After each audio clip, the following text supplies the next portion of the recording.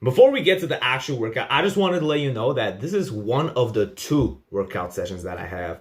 So if by the end of this video you want to copy this workout and you want to know what the second day looks like, make sure to check the link in the description. I don't want to sound like a fucking plugger. I don't want to plug my shit into your face, but if you're genuinely interested in the full workout, make sure to click the link. It's free. It's free. Don't shit yourself, okay?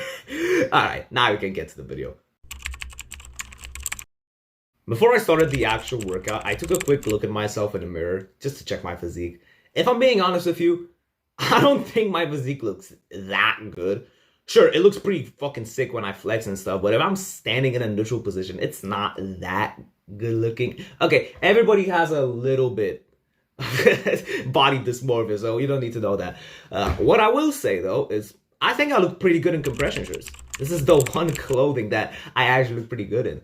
After I was done with all of that, I finally got to the workout, which I started off with deadlifting. Before I actually started deadlifting, I did a little bit of stretching and all that stuff. Of course, I forgot to record that because I'm a dumbass, but coming back to the actual topic of the video, I started off with deadlifts, and before I was doing my working sets, I wanted to work my way up by starting with lighter weight. So at first you can see me doing 60 kg, which of course felt like fucking butter. It was going real smooth. What was not smooth, however, was the camera angle because it's absolutely shit and you can't even see my face. After that, I moved up to 80 kg. Also moved like butter. Pretty simple. Not much else to it.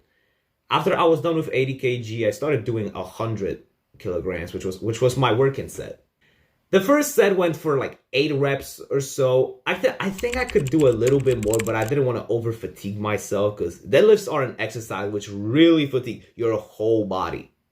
And I don't know if you know this. You probably don't because it's your first time watching my channel probably. I'm really into sports. I'm really into sports. And when my body's too fatigued, I can't play them. And since they are my primary focus and weightlifting for me is like a cherry on top, I didn't do that many reps. Now, I don't want to sound like I'm bullshitting you and I'm pretending to be strong. This was probably 2 or 3 reps from failure. I'm not that big, okay? I'm a 5'7", 16-year-old, but I think that's a pretty good deadlift for me. Whatever. Second set was for around 7 reps, and on the third set, I actually wanted to challenge myself a little bit. The challenge was to do 110 kg. However, my body was already so sore from the previous 2 sets that by the time I got in front of the 110 barbell, right, I could do it barely for 3 reps. It was fucking miserable. It was miserable, okay? I pretty much wasted a set, but that doesn't matter. As soon as I was done with the deadlifts, I moved on to another exercise, which was incline bench press. I almost forgot the name of the exercise. I'm such a dumbass. Yeah, I started doing incline bench press, and the reason why I'm not doing flat bench press like everybody else does is your lower chest, for most people, it's already insanely developed because the lower chest gets activated in a lot of pushing movements. So essentially, if you want to have a very proportional chest, if you want to have a chest that looks really good, you need to focus a buck ton on the upper chest, which is why I'm doing this exercise. Now, one mistake I did, and it's not that important, but I recorded this video at like the 2nd or the 3rd set, so this isn't the first one, which is why I did a little bit less reps than I did in the first one. On the screen, you can see how many reps per set I ended up doing. However, as soon as I was done with that exercise, I moved on to the next one, which is barbell rows. But wait a second. 10 plus 10 plus 20. That's 40 kilograms. Trigger, why are you doing so little weight? Listen, I did a lot of research and fucking experimenting, and essentially, every time I do more weight than 40 kilograms, it still moves easily. It moves like butter, but I don't feel my back. I barely even feel it. It's like probably my technique goes down a little bit, but I have the strength to do it, which is why I'm stuck with lower weight. I'm not stuck. I willingly choose to do 40 kilograms instead because when I do less weight, but with much more control and focus on the technique, brother, the progress is 20, if not bloody 100 times better. If you're doing an exercise and you're not feeling the muscle parts that you're supposed to feel doing it, Bro, don't shy away from decreasing the weight. I promise you, it'll be it'll be a hit to your ego, of course, but it'll be much better in the long term. So if you suck at an exercise, decrease the weight and learn how to do it properly. Once I finished my barbell rows, I moved on to lateral raises. And I actually have a fuck ton of pro tips for this exercise because a lot of people do it wrong. Essentially, the most important thing you need to know about lateral raises, don't do lateral raises with like this upward pinky rotation. You don't want to have your pinky on the top when you're doing a lateral raise. Okay, you probably don't understand what I'm talking about. When you do a lateral raise, right, you don't want to have your pinkies upwards. Theoretically, you might feel more of a burn in your shoulders, but the reason why you feel it is it's not because you're doing it better. No, you're actually doing the exercise worse, because the reason why you feel more burn with this upward rotation is that your whole shoulder and like this whole area here, by lifting your pinky upwards, you're putting it in a very unnatural position, which can actually cause injury. So if you've ever had like intense, like long-lasting shoulder pain after lateral raises, this could be the reason why. So make sure that the rotation of your fist, the rotation of your fist, sorry. The rotation of your fist is the two fingers up. Don't lift your pinky up because, well, you might get yourself injured and that's not what you want to do. Make sure that these two fingers are pointing upwards. Pretty much just the main finger.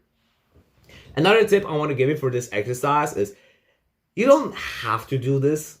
Like, you generally don't have to do this, but if you really want to blow up your delts, this is very good. Essentially, what you want to do, let's do this with a pen. With a pen, you can actually understand what I'm talking about. Instead of like holding it very hard, instead of gripping the dumbbell really hard, what you want to do is you want to let it hang slightly. Now, don't let it hang like this where your wrist is like completely like twisted. No, that's also a very unnatural position which can lead to injury. What I want you to do is just let it hang. Don't squeeze it like really fucking hard, but just let it hang a little bit. The reason why I want you to hang the weight is because you're kind of getting rid of the load on your forearm. Essentially, what I mean is you're decreasing the work of your forearm by gripping the thing. Therefore, the shoulder starts to take over. And it's going to be harder for you to do more reps, but you'll feel a much better burn in the shoulders. Now, you want to find the sweet spot. As I said, you don't want it to dead hang on your forearm. You want the forearm to be still, but you don't want to do too much work by actually like squeezing it hard. No, you want to decrease a little bit of the grip so that your delts actually take over the movement. You don't want to focus too much work on your forearm. You don't want to squeeze it too hard. Just focus on the shoulder because the goddamn exercise is about increasing your shoulders, right? As soon as I finished the lateral raises, I did a pretty unique exercise. And if I'm being honest with you, I actually don't recommend you do this exercise.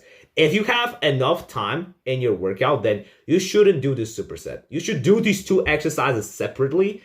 But because I was running low on time, and if I'm being honest with you, my mom was waiting under the gym for like 20 minutes, so I had to rush the workout since that point in time. So I ended up doing a superset.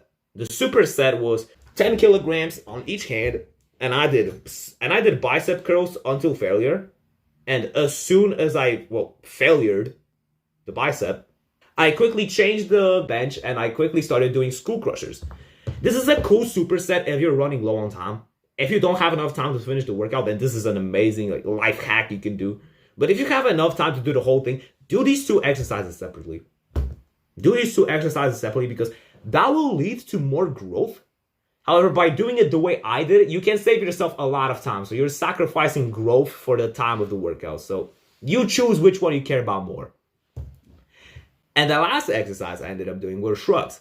The reason why I want you to literally spam shrugs like a video game move is because when you're wearing clothes, like I am right now, because you're probably watching this video in your stinky little bedroom with no clothes on.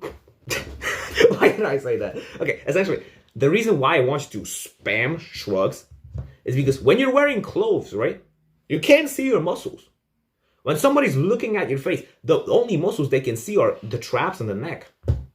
So by training these, you can look much bigger in clothes, which is why I want you to spam the living fuck out of shrugs because they can easily make you bigger in clothes. However, if you want to grow your neck, that's a completely different topic. The reason why personally I don't do neck training is because I already train at a boxing gym, and at boxing gyms you already do a fuck ton of neck work, so I don't want to over fatigue my neck. Also, I don't think that my neck is like unproportionally small. I don't have like a toothpick neck like most people do. But yeah, working on these muscles can definitely make you look better in clothes. But hey, you decide what your goals are. But you should still totally spam shrugs. Your traps were already hit in the deadlift, so they might be a little bit fatigued, but hey. More targeting of a certain muscle equals more hypertrophy on a certain muscle equals, well, bigger muscles. So yeah, that will definitely grow your traps really well. And that was it for my workout. Before I left the gym, of course, I had to hit the bathroom and check myself in the mirror because, okay, I'm not gonna lie to you. Maybe I am a little bit of a narcissist, but sometimes I say my physique's shit. Sometimes I say that my physique's good. But on this video, my physique actually ended up looking pretty nice, so I'm happy. You can also see my back here as well, just so you can see my whole body, I guess. And after I was done flexing in the mirror like a little bitch, I, well, left the gym, and that was it for my workout. Thank you so much for watching the video. If you want to see the whole workout, if you want to see the other workout session, make sure to check the link below. It's not some scam. I'm not trying to plug you anything, you little shithead. This is for the people who actually want to see the rest of the workout. I have the whole thing listed in the link down below. But if you want to talk to me directly, you can join the Discord whilst you're here. Why the fuck not? I promise you, I respond to every single message on my Discord server. I guarantee. You don't believe me? Fuck around and find out. I promise you, brother. But yeah, like, comment, subscribe, whatever. You can go back to your little TikTok now, you brain dead fuck. I'll see you in the next one.